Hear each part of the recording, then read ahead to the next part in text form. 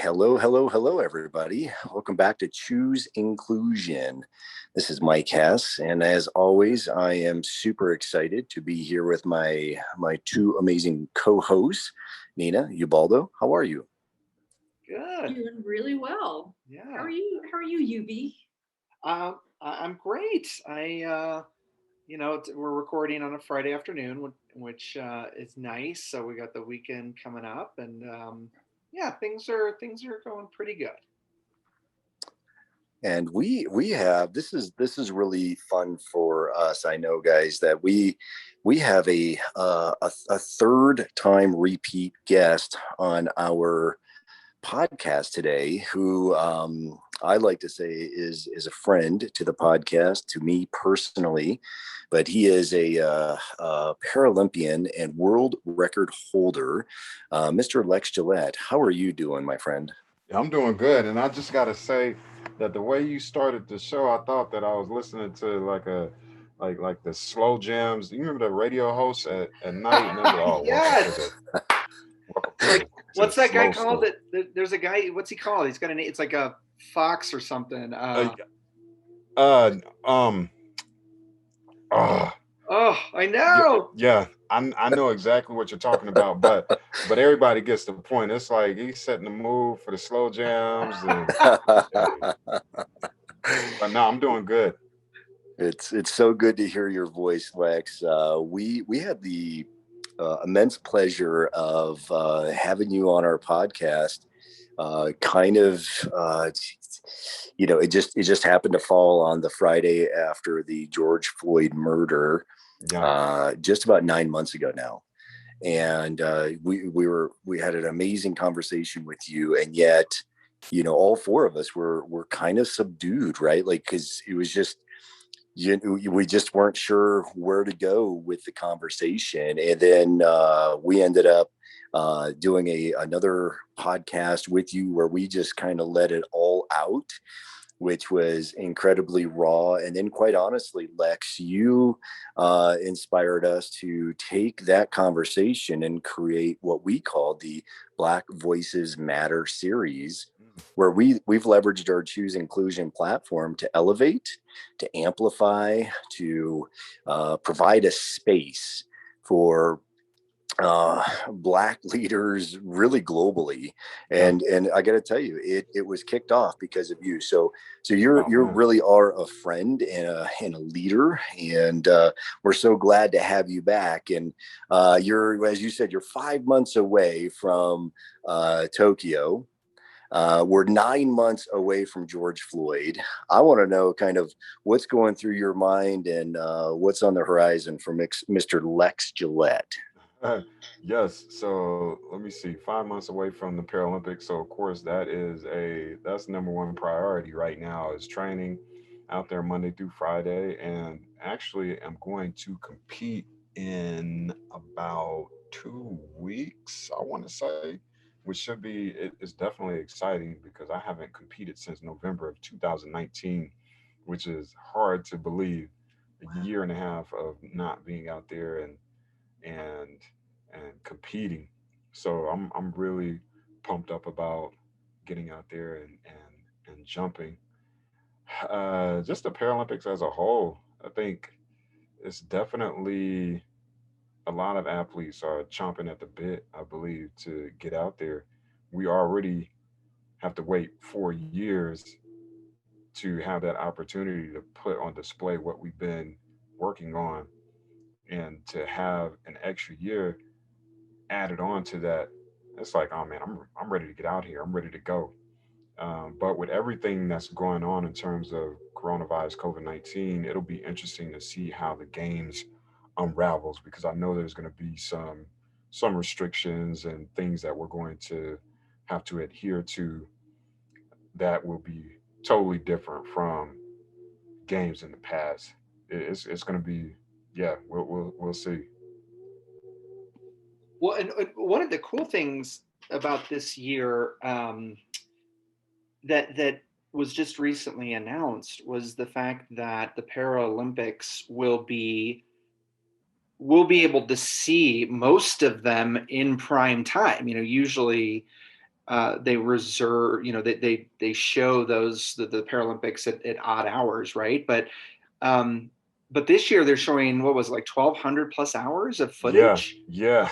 That's gonna be Yeah, amazing. it's gonna be incredible. So I think that yeah, I mean, you hit the nail on the head earlier. I remember family members are like, "Oh man, well we got to get up at 3:51 a.m. to watch Lex long jump today." And so to have some prime time, some hours where people are awake, wide eyed, and ready to consume some really good some action and competition. I think that's absolutely incredible. And with there being 1,200 hours, you're going to be able to see some of the sports that may not have gotten time in the past. So, uh, I mean, a lot of people, I think you're going to see the track and field, you're going to see the swimming, you're going to see cycling, wheelchair basketball, wheelchair rugby. But I think that you might even be able to, with 1,200 plus hours, see some goalball. You may see some what else is out there? Bocce or goodness gracious, I'm blanking on my Paralympic sports right now. But you're going to be you're going to be able to see a lot of those sports that may not have gotten coverage in the past. Which, uh, you know, I'm hoping and really excited to see what sort of impact that's going to have, and really hoping that the folks here in America will tune in and really take the time to watch and learn and support the athletes who they know, to learn about the athletes and support the athletes who they don't know. Get up there and really show some support, because that's a huge commitment by NBC. That's amazing.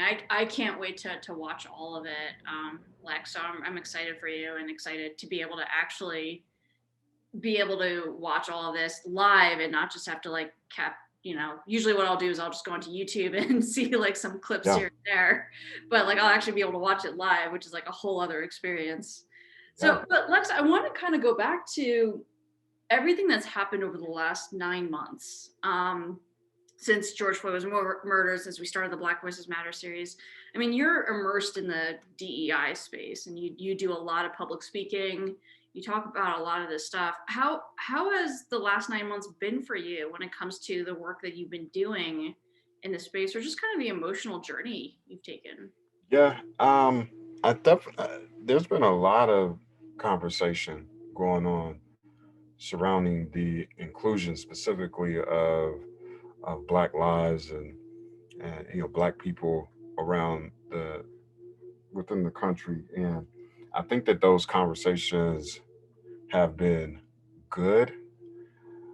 I've for sure wanted to continue to happen and continue to have voices of of all types, specifically Black voices, but Black voices from this area of the country, or Black voices of this age or this creed or whatever, because there's so many different experiences, and people out there, they may have those times where, okay, well, I've had a run-in with the police and it was terrible.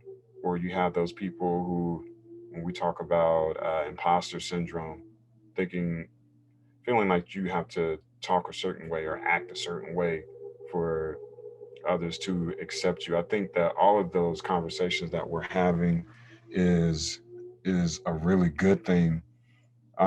But I definitely think that there's a lot of work that still needs to be done. We need to continue to talk. We need to continue to provide this safe space where people can open up and share their feelings, emotions surrounding their experiences. And the one thing that I kind of don't want to happen is, given just all of the losses that we've had, Breonna Taylor, George Floyd, Ahmaud Arbery. I mean, the list goes.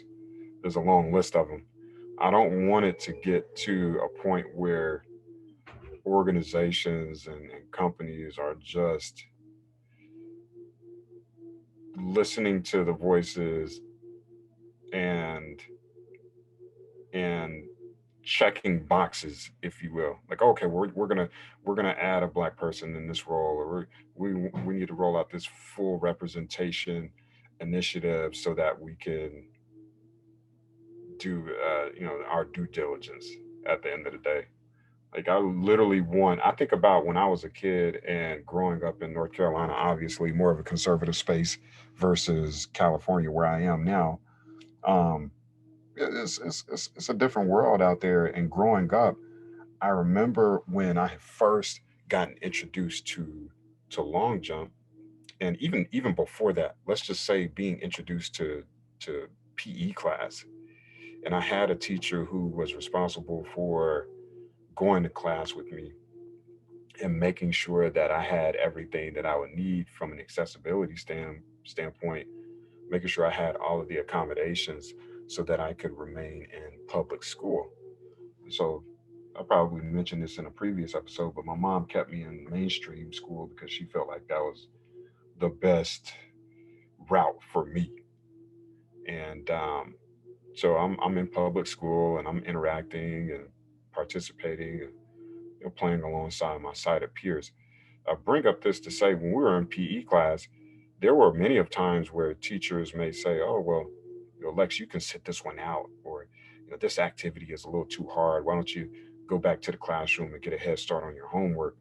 But my teacher, Brian Whitmer, Coach Whitmer, he was the person who he said, like no, Lex, there's something wrong with his eyesight. He's perfectly fine when it comes to his arms and legs and the rest of his body. We're going to figure out a way to adapt this game, this activity, so that he can participate alongside his friends. And so when I think about that involvement and that engagement, you talk about inclusion, that was a space where I really felt like I was included and I belonged. And in the beginning, yes, it was a little dicey at times, and kids are a little timid and they don't know exactly how to help. But Mr. Whitmer helped to bridge that gap. And so they saw the adaptations that he would make when, for example, we're playing basketball and we just want to shoot some hoops. Mr. Whitmer, he'll take my cane and he'll reach it up in the air, tap the rim so I can hear where the rim is. I bounce the ball, boom, boom, boom, shoot, and drain the 3 pointer. And Nice. it's just things like that where like you just figure things out. And so what that did was now teachers, they didn't have an excuse. They couldn't say, "Oh, Lex, well, you got to sit on the sidelines." It was like, all right, when, for example, Mr. Whitmer gets sick and he's out of school for 2 or 3 days, when I go to PE class, now the kids are like, "Oh, Lex, come over here with us. Like, we can help you out. This is what we'll do. We'll do the same thing that Mr. Whitmer does," or, they'll figure out new ways. And so he really helped to create this environment of not only inclusion, but a sense of belonging. Like I felt like I belong there. So when you take that example, that's what we need in this corporate space. That's what we need in organizations around the company, because uh, I mean, diversity speaks to us being diverse.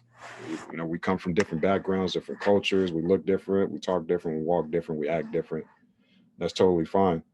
Inclusion is, full inclusion is literally like people feeling as though they're included and feeling as though they belong there. Just because I'm tackling my diversity goals and initiatives, it doesn't mean that those diverse people feel like they're included. So I think that when we can get to that point where people really feel like, oh, yeah, I belong here, that's where the wins happen. And I just said a mouthful, so I'm gonna be quiet for a second. No, man. I mean, yes, yeah, I love it. I think it really is. It does translate even your experience in that gym class, right, with Mr. Whitmer. I mean, that translates fully to work, to places of business, to leaders who they have a choice, right? They have a choice. They can either step up and figure out a way to include everybody, or they're making a very clear choice when they don't Yeah. take that step. And frankly, it's as easy as that. Yeah. And you can come up with excuses all day long about, well, I don't have the technology, I don't have the resources or the budget and blah, blah, blah. But Yeah. at the end of the day, you can figure it out. Right. Yeah, that's definitely, I mean, that's in 2021, I just feel like, I mean, those are excuses. Like technology has advanced drastically. There's so many different enhancements, and just the evolution over time has been pretty good. And so when you think about, I mean, if someone tells me that, oh, we don't have the resources, then it's like, okay, I don't feel like you exhausted all of your research abilities. Like there has to be something out there. Um, and yeah, I just think that, in this quest for equity, it's just a matter of people. I'm cutting that thought off, but I almost wonder sometimes, like, how many people know the difference between equality and equity. And that's not to down anybody by any means, but I mean, equality is, I mean, the four of us are on this call right now, and somebody may give us all four computers. Oh wow, that's amazing. That's We all are equal now. But if it doesn't have any type of accessible programs up there, then that basically means nothing for Mike and myself. We can't like we can't Yeah. use it. We might as well sell the machine, make some money off of it. I But love that analogy. I mean, I yeah, think that equality equity piece is something that I try to explain a lot. I think what the way you stated it just now was a perfect way to explain the difference between equality and equity. yeah. So I just think it's a matter of, and it's been a learning process for me also. Like I just didn't wake up and know all of this stuff. But um, I think that with everything that has happened and a lot of the experiences that I've gone through, it's just been a really interesting road to travel down. But I'm just a naturally optimistic person. So, I think that it will get better. I'm hoping that it gets better. Uh, but I think, kind of to hit on your question again, when you say how have things gone over the past 9 months, there's definitely still been some events that have happened that make you kind of scratch your head. You think about like January 6th, right? When everyone bum rushed the Capitol building. And it's like, man, like, how in the world were they able to pull that off? And you think about, if that was a crowd of all black people, will we still be having the same conversation surrounding, like, people walking away from that encounter, like walking, like, would they had even been able to get inside of the building? Yeah, absolutely I've not. never I've never seen, like, obviously I'm blind or whatnot, but I listen to my friends talk about, oh man, well, there were people literally in offices and taking pictures with, like, at Nancy Pelosi's desk, or whatever was going on inside. Like, they're Yeah. inside of the Capitol building. I would bet a lot of my money that if those people were black, uh, it would be a totally different outcome.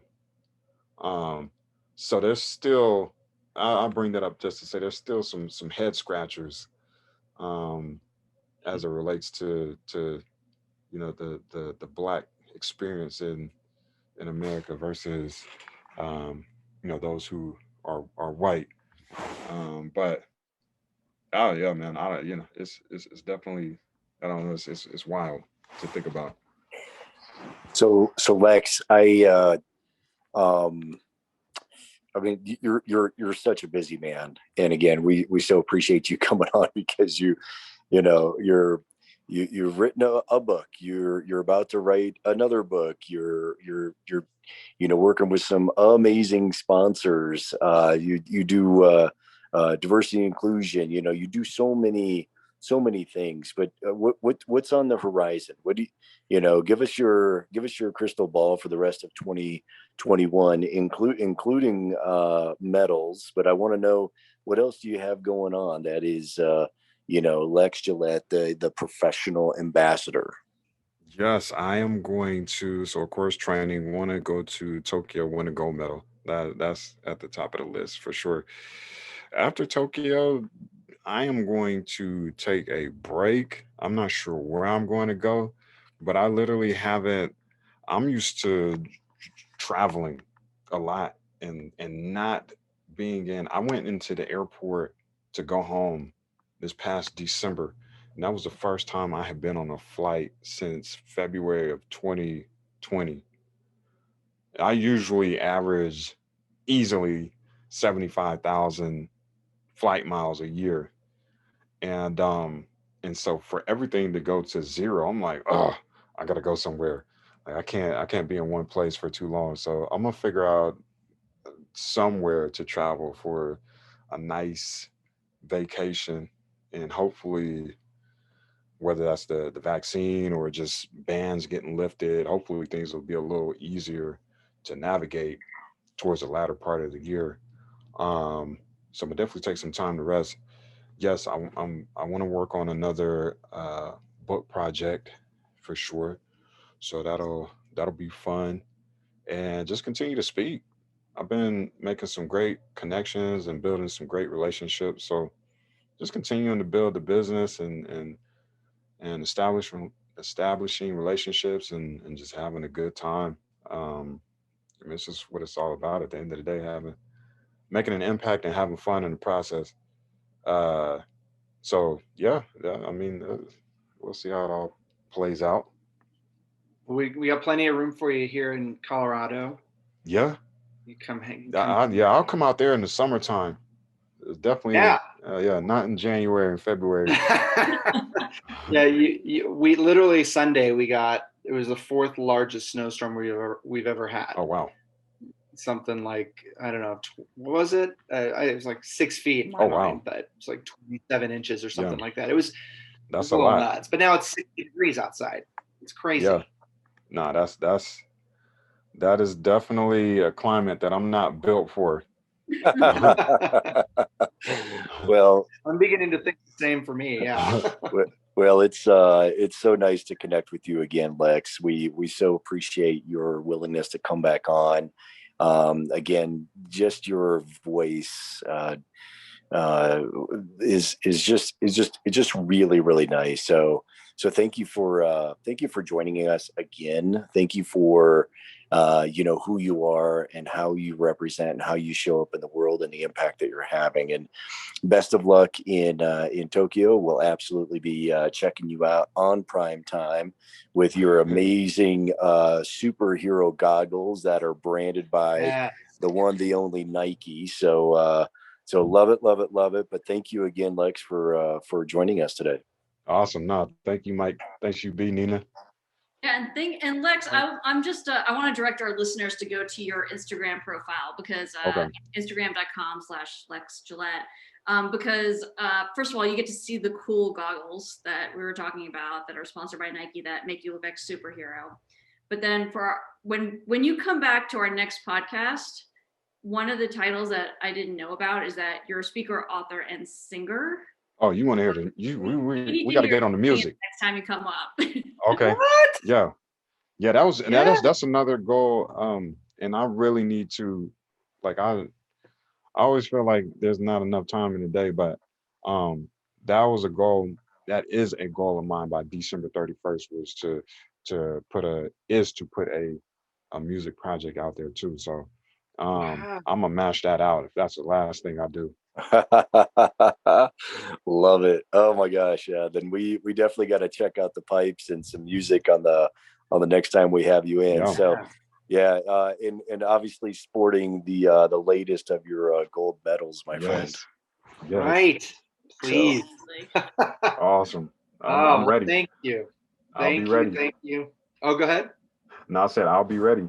Yes. Awesome. We will be too. Sweet. Awesome. Well, thank you everybody for joining us on Choose Inclusion, and we'll talk to you next time.